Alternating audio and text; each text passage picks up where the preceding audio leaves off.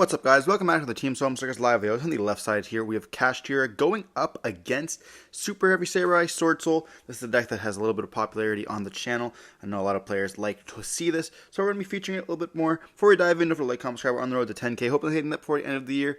And we are going to be seeing the Super Heavy Samurai deck going to be going first. We are going to be seeing a Think and Standby phase. And we are going to see a shifter being smashed down from Kashtira. I mean, one of the best hand traps of the format. It's almost impossible to actually stop this, especially if they're going first. Luckily for us, we are going first ourselves here.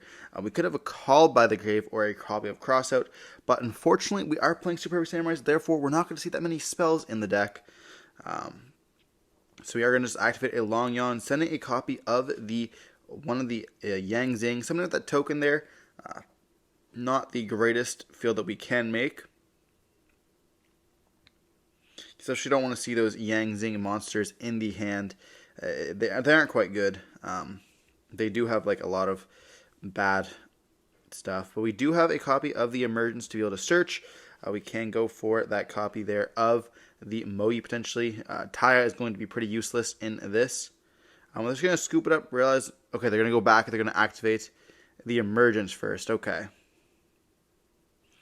Going for a copy of Moe. Moe is going to be normal summoned, and then we're going to activate the effect, revealing the Long Gun there. Then we're going to go into the copy of the Sinister. Then we're going to go for the copy of a Chizhao, most likely, which is going to get us a draw here, as well as a search. You don't get the draw off the Moe, but you do get a draw off the Sinister. We do burn for 12 as well. This is just at a locals event, so take backs are a little bit fine, especially when they don't change the game that much. We didn't see any cards getting revealed. They do also know each other, and doing the proper line can be a lot better for testing for these bigger events, which is what locals is semi for. They're going to search for a Long Yang set of card and pass, and then they're going to go activate the effect of the Race Off. It's going to get hit with a copy of Sinister, burning for 12, and they do have a talent in response to this to draw 2 more cards here, and then we're going to activate a Desires once again, drawing an additional 2. This is going to be a +4 currently, digging in their deck, trying to see those cards they want to be seeing. We did see a Shifter and an Imperm in the hand as well. Did we get the access to the card that we need, though, was the question. Maybe a copy of a Fenrir or a Unicorn here. There is a chance that they did burn a bunch, and they just scoop it up, realizing they just do not have enough. Going to be able to go battle phase and attack for game in the follow-up turn is just absolutely crazy. Not seeing any Kashtira monsters. This is the problem with Cash. You do have those times where you just end up bricking and you just don't see any of the monsters. You see your births, and yes, of course, you have your copies of Desires. Some players also play Prosperity to be able to dig, but unfortunately, just not being able to see it at all is just quite unfortunate. Shifter does carry, but not all the way to the finish line. Moving on to game 2, we will be seeing the Fenrir or the Kashtira deck going first.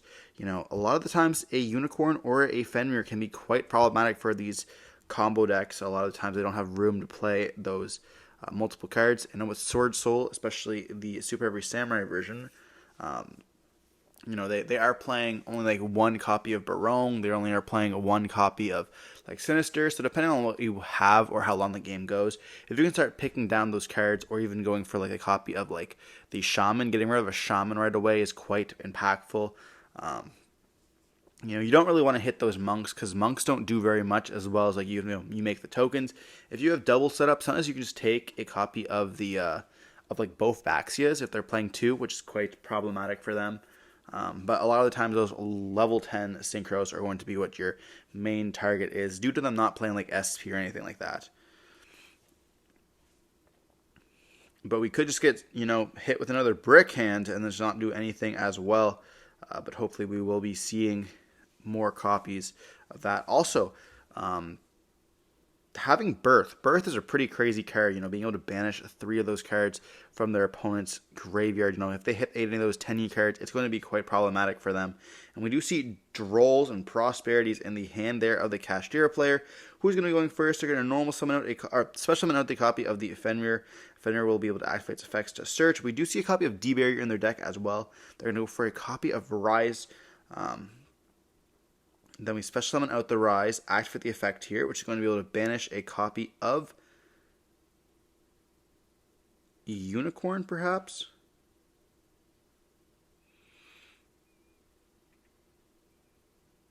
They're thinking on this. They're going to banish a copy of Unicorn. This will make them level 7s. They could now go for the line that lets them draw an additional card, but they do have Prosperity, so chances are they're going to go Prosperity, banish all those cards that they, let them go for the draw. They have the 2 Link Spiders, and then we have the it's a whole package. You have your Heat Soul, your 2 copies of Link Spider, your copy of the Transcode, and then you have potentially a copy of your level, whatever the heart thing is. But we are going to be going for a copy of Theosis. We do see the Cob of the Grave there. We do have Theosis, which can get us into the copy of Unicorn. And then Unicorn can get us into that copy of Birth. Which is quite good. And then we're going to most likely see an overlay for Shangira.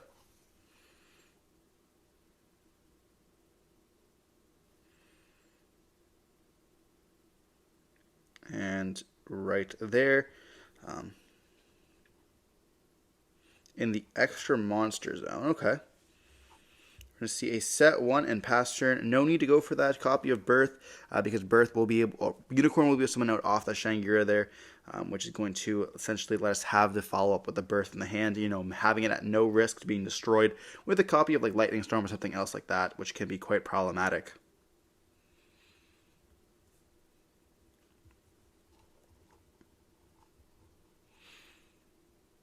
It's also really good against this deck is that you could actually use Shangira to put a spell and trap card zone and block one of those. If you end up getting like the effect of Unicorn and Birth live all at once, if they don't have any of the Super Heavy Samurai cards right away, they can actually block the zones. Therefore, you just can't activate any of your spells. Even just blocking one of them is quite powerful. We're going to see a normal summon of Amoi revealing here, and it's going to be able to summon a token. We can see Unicorn and Fenrir on Raz here. But we're going to most likely going to be revealing and probably ripping one of the monsters from their extra deck, seeing what they are playing. Are they only playing one Shijao? They're going to get rid of a Shaman here, interestingly enough. And then we are going to be blocking the zone. And then on res, we have a copy of D-Barrier here, so now we don't even have to care about these this token or synchroing away here. Wow. I mean, honestly, D-Barrier is a broken card. They're just going to pass turn on this, and then we're going to see Shang summon out another copy of Fenrir here. Then we can activate a Birth. Birth is summon out the copy of Unicorn. We can actually go Battle Phase, and this could just be game. We also have the Scare Cash here, banishing a Theosis. Theosis can then add, but there's no cash in the graveyard here. Fenrir is going to be attacking, banishing face down. They're going to attack. And that's going to be game 2 here from the Swordsoul player is going to just scoop it up. That's no nib. Like that's like Kashtira. Like holy, like they can just set up some boards and like there are 2-turn boards. Can just OTK you, and it is not OTK, but it is like pretty close. Having the resource management, just being able to go for those cards. If one of the Kashtira monsters end up sticking and you don't have a negate for the second turn, they just get so much advantage off that one card, which is just insane. But we are going to move on to game 3 with the Swordsoul deck. Choose and go first once again, most likely. Will they be able to set up a better board this time? Maybe no Shifter. We didn't see Shifter the last game, but we did see a copy of Prosperity. Digging something really good there. They didn't even need it anyways. Having that copy of D-Barrier is just absolutely brutal, shutting off essentially the whole mechanics for the entire turn, which I think that D-Barrier needs to go. I know a lot of players are playing it right now, but against these like rogue decks, it's still quite powerful. It is obviously not hitting Snake Eyes or Fire King at all. You can't even say like it hits Typhon nor the copy of Garunix. Like that doesn't even matter.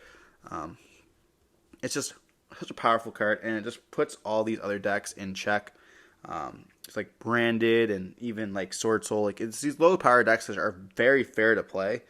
This gets punished extremely easily, as well as like even Voice's Voice hitting calling rituals, like just shuts down the deck completely. Which we're going to be seeing the copy of the Prodigy going to activate, putting the Big Benki, and we're going to go Big Benki searching for that copy of the Soul Horn, summon itself out. Then we're going to synchro away into a copy of the Denglong. Denglong is going to come back off the ban list as well, but Denglong is going to be sending here a copy, or searching for a copy of the Fire, and then it sends when it hits the grave. Okay. Oh, we're going to activate the effect Send Now, hitting the copy of Taya. This card has like 3 effects. One of the first monsters, I believe, that has 3 effects that can activate a turn. We then going to normal summon with the Fire. Then we can go into a copy of the Baxia. Danglong is going to activate its effects once again here, which can summon out a copy of the Dark. And then we're going to be seeing Baxia going to be targeting. And they do hit the Imperm, but they have a copy of Heavenly there to tag out. And they have the Ash for that as well. So we're going to activate. We're actually going to Pendulum Summon here. Pendulum Summoning out a Bike. What? Oh, they get the summon first. Okay, because it doesn't get negated. Okay. So we're going to banish to summon out. Then we're going to activate the effect to go into a copy of the Baxia here.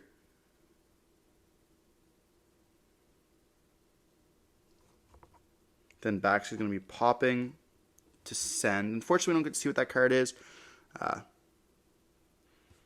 We're going to be popping to summon out the copy of Moye. So we did send the Moye, and then Moye's effect is going to activate, revealing. And then we're going to be going into a copy of the Barong. Or Barone. And then we're going to go for another copy of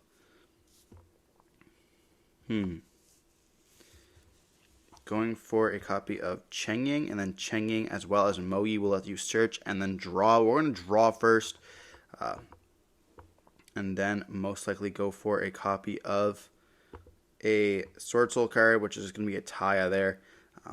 To be able to send off the copy of the Longyon, or we're going to go for a copy of Emergence.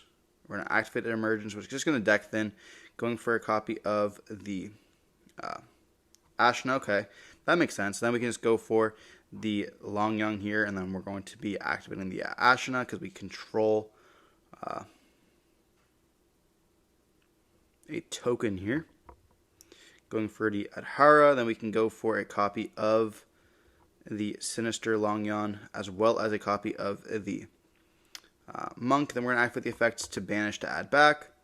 Just want that resource grind. And I'm just going to pass turn with 3 Synchros on the field, burning those cards, as well as also having, cards in hand. We do have an Ash Blossom for the copy of Desires, which is quite powerful, stopping that draw 2 after they banish 10 cards. They're going to banish regardless, but just quite good here. And we still have a Barone on the field. And the Sinister is really good against the Kashtira deck because they can just banish them on the summon. And then, they obviously have another card they can summon, but they don't get to have any of their effects, which is a lot of times you have to activate the effect on the field, then you can banish it or negate it. But this can just banish on summon, which is really nice. So they're going to summon out a Unicorn here, and will we see them banish? They're going to activate the effect here, banishing the copy of Longyon to negate, going for that Veiler there, and they do have the Rise. And they're going to be activating Baron to negate that as well. Leaving 1 card on the field here. I do wonder what that card could be in the hand. They have 3 themselves, and we know one of them's a Longyon. Or I guess we don't know Longyon because we did pitch off the Ashna. But the Unicorn can't beat over anything either, though. They have a Birth, but Birth will just get rid of due to the fact of the Sinister there. So we're going to see the Kashtira player scoop it up with the copy of, or I guess with Swordsoul taking the match here, which is quite. I didn't think we'd see that it take the match. We have an Ashna, we drew a Moe for turn, and they were just cooking there. We didn't even have to banish with the Sinister. but still just being quite good that we saw there, which, Birth, if we would have activated Birth, we would have just seen them hit with the Sinister. We might have impermed on the Baxia right away, so we couldn't activate the effect to spin back. But other than that, I don't think there's anything that I would change. Regardless, hope you guys enjoyed watching the video. Don't forget to like, comment, subscribe, and see more content like this. Don't forget to stay safe. Peace.